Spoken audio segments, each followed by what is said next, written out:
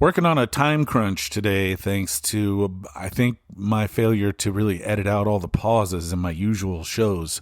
So I got a little behind the scenes for you until middle of next week, late next week. Late next week, I have a total of 43 minutes that I can play with in my uploads before I have to pay for additional time, and I can't do that. So we're working on a time. Anyway, let's go.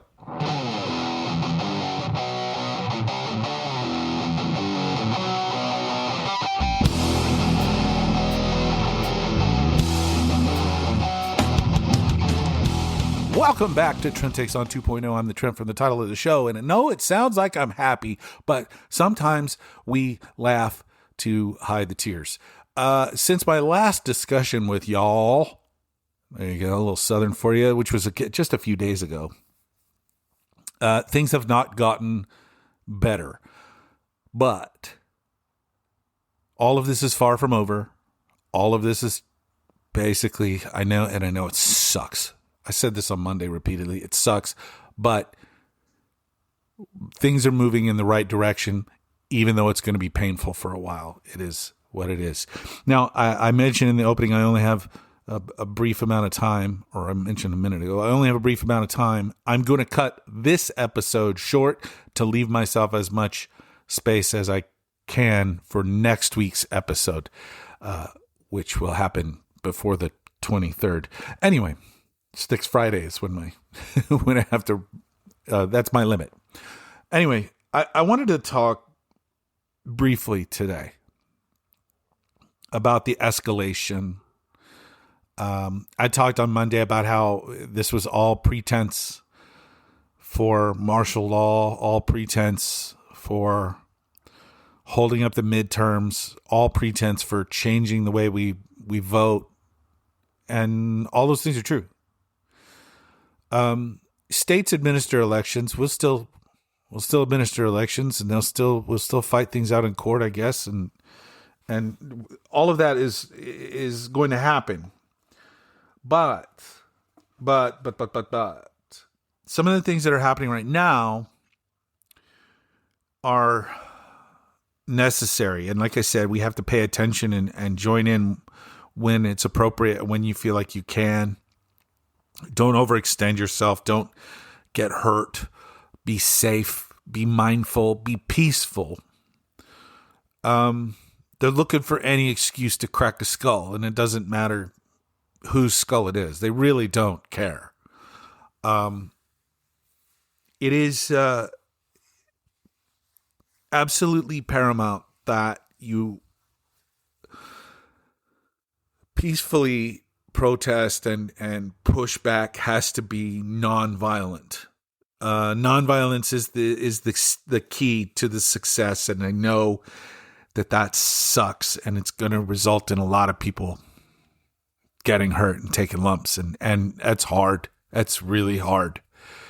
It's hard to be the person taking the lump. It's hard to witness it. When we got to lock arms and do our best to fight through it. And by fight, I don't mean throw a punch. I mean, hold in the rage and remember that we're fighting for the future. They're calling protesters domestic terrorists. The public at large is not on. They're not on ISIS side here. They're not on the side of DHS, who is basically terrorizing the city of Minneapolis, the state of Minnesota. And it's just the latest in a long line of strong arm tactics. Donald Trump said the quiet part out loud, which I guess nowadays is just say the loud part out loud, which is what they always do now, which is he wants to invoke the Insurrection Act, and he's blaming Democratic politicians for encouraging violent protests, which is not happening. That's straight up not happening. Every time a Democratic leader has mentioned the word protest, it has been surrounded by either peaceful or nonviolent. No one is calling for violent uprising. No one. Except the right. So when you hear this stuff, it's so hard to keep your cool.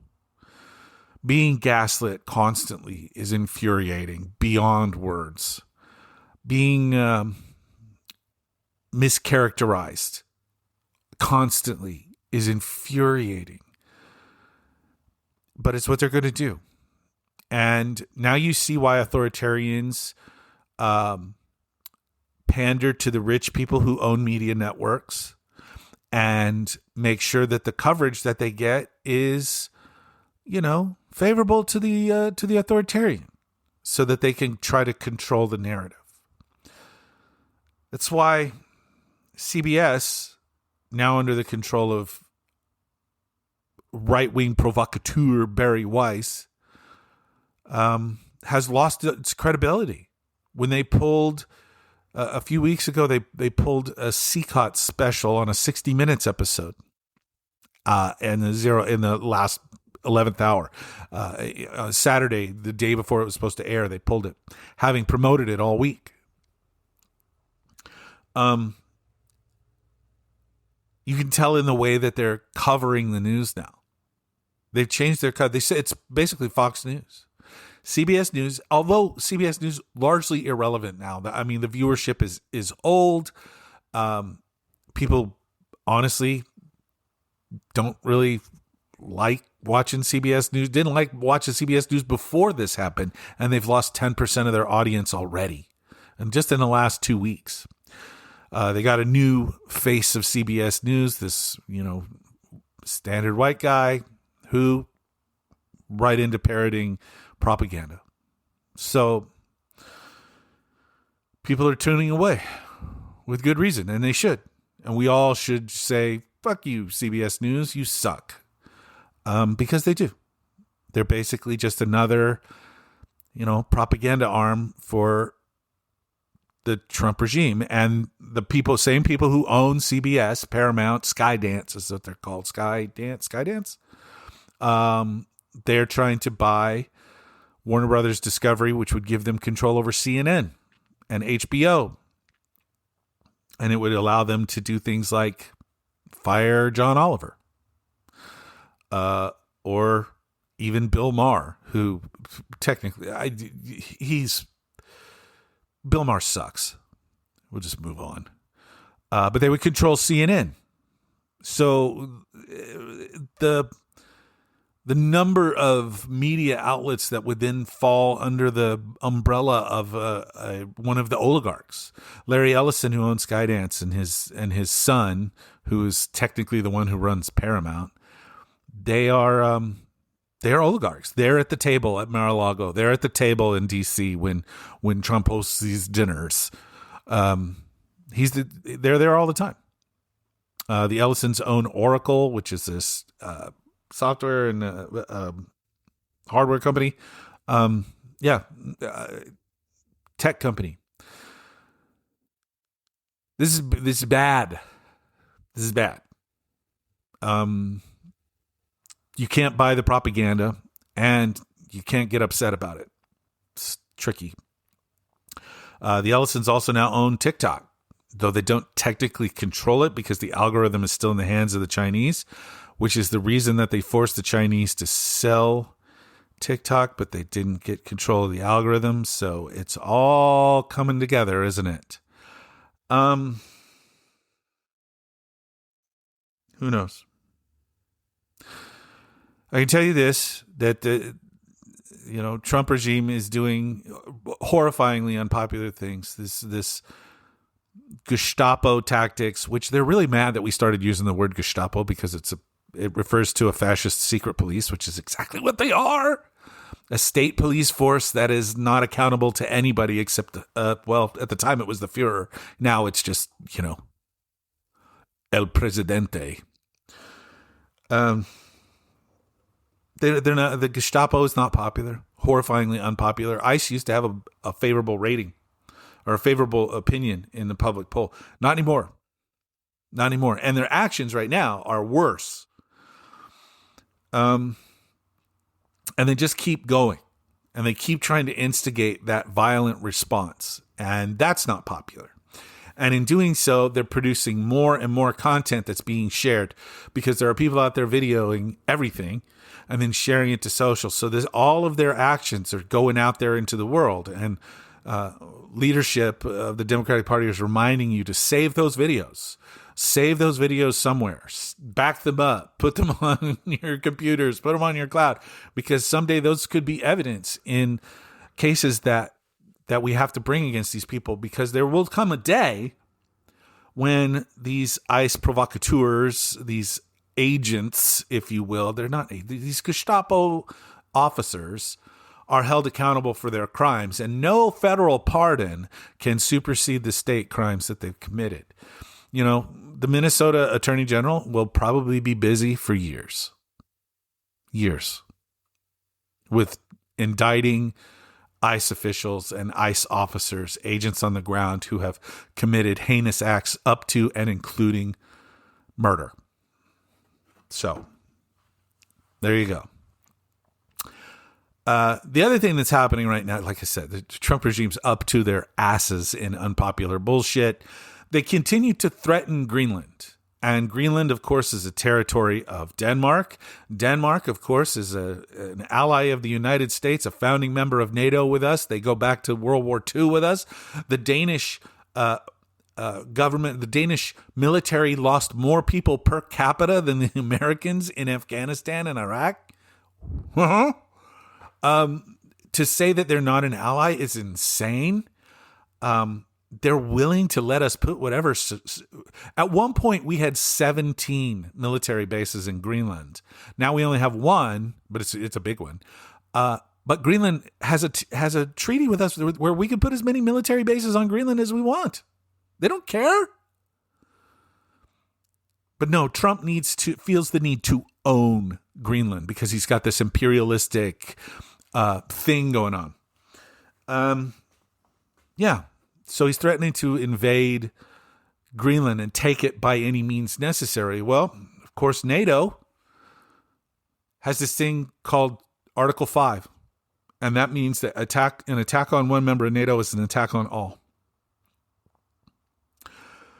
So Norway, Sweden, Germany, France have all sent troops to Greenland to participate in preparations for an assault by the American government, by the American military. How fucking mental is that? Attacking your ally. 74% of Americans, according to a brand new AP poll, 74% of Americans don't think we should control Greenland at all. And the numbers, when you dive further into them, are even more insane. Like 4% approve of military use of force in Greenland to take it over. Who are those 4% of crazy warmonger MAGA nut jobs? Such a bad idea. It's everything that they do now is unpopular, and everything that they ignore are the things that they need to be dealing with first. There's so many economic issues going on in the United States right now. And Donald Trump is just exacerbating all of them constantly. Picking a fight with Jerome Powell, the Fed chair. I mean, on and on and on. But again, I can't stress this enough. This is going to be painful. And the Republicans in Congress, who I've been calling on to do something for a year, they've let this go on too long. And now it's going to be really hard to even put the genie back in the bottle if we start now. But don't get discouraged, all right? Don't get discouraged. Don't get down. Don't feel like we're beaten, because we're not. America has dealt with times similar to these. I mean, sure, they weren't in the modern era when we fucking know better. But at the same time, there are the majority is still the majority, and the democracy is still intact for now. And as long as we have that, as long as we have the dream of that, it's not over. It's not over. They're unpopular, and they're getting more unpopular by the day. And even the propaganda is not going to work, because the more people they hurt, the more people witness it, the more likely you are to have somebody in your own life affected by the actions of these fascists. Straight up fascists. And believe it or not, the Democratic Party is coming around, even though they're still slow on the ball. I got to get my representative to just hire me as a consultant so that they can actually, like, you don't even have to pay me. Just listen to me 5 minutes a week and we'll be good. Anyway, like I said, I'm going to cut this short today, but we're paying attention. We're observing. We're videoing. We know what's happening in this country. That Immigration and Customs Enforcement is being used as a terrorist force. The only thing different between ICE and ISIS is that ICE is funded by the American government to commit terror on their behalf against Americans. Now, ISIS commits terror against a whole bunch of different groups, not just Americans. But you see what I mean? That's not... people would accuse me, that's like crazy rhetoric right there. No. What ICE is doing in the streets of Minneapolis is terrorism. It's terrorism. Using lethal or near lethal force against peaceful protesters, pretending to be law enforcement, pretending to be government agents. And what do they do when they pull you over now? They tell you, you didn't learn anything from last week when we shot a lady. There's video of that too. Guy threatening you didn't learn anything from last week. What were we supposed to learn? To fear you? To be terrified of you? Behind your mask? Yeah. The Democrats need to get their shit together and start drawing up the laws that they want to pass so that they can show this is what we want to do. We want to hold ICE accountable. We want them to not wear masks anymore. We're going to take away their funding.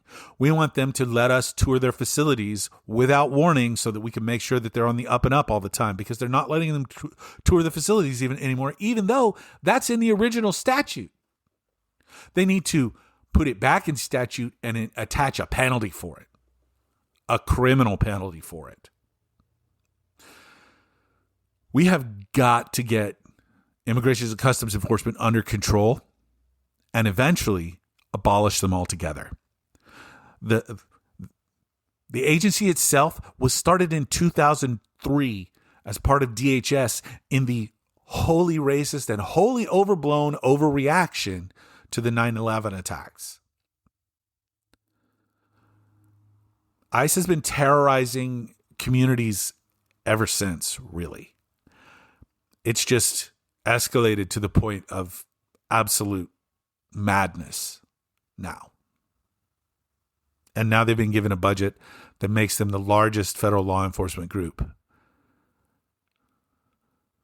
A bit larger than all the other groups combined.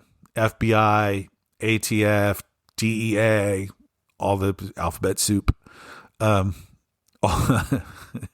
The Federal Bureau of Investigations, the Drug Enforcement Agency, Alcohol, Tobacco, and Firearms, they're all dwarfed by Immigration and Customs Enforcement now, which is madness. Madness. Customs and Border Patrol, that's another one that should be lumped in there, and they're working with ICE. These guys are the worst of the worst. CBP is awful. So, anyway. We need to be drawing up laws that say, you can't do this. You're not going to get away with this. This regime is only going to be in power for a little while longer. And once they're out, we're coming for all of you who are breaking the law right now. And the federal pardons aren't going to work. Because Trump will give a blanket federal pardon to everybody in ICE, and that won't work. That won't work. Autopan. Right. Thank you for being with me on this journey. Please catch my sister pod, the other pod I do with my friend George George and I are going to record in about half an hour. So No Plan, No Problem is the name of that one. Please check me out over there as well. That one's has a tendency to be way more upbeat than this. But sometimes we get heavy too, because we're real talk. So thank you for coming with me on this journey. Thank you for checking out No Plan, No Problem. And I'll be back with you middle of next week.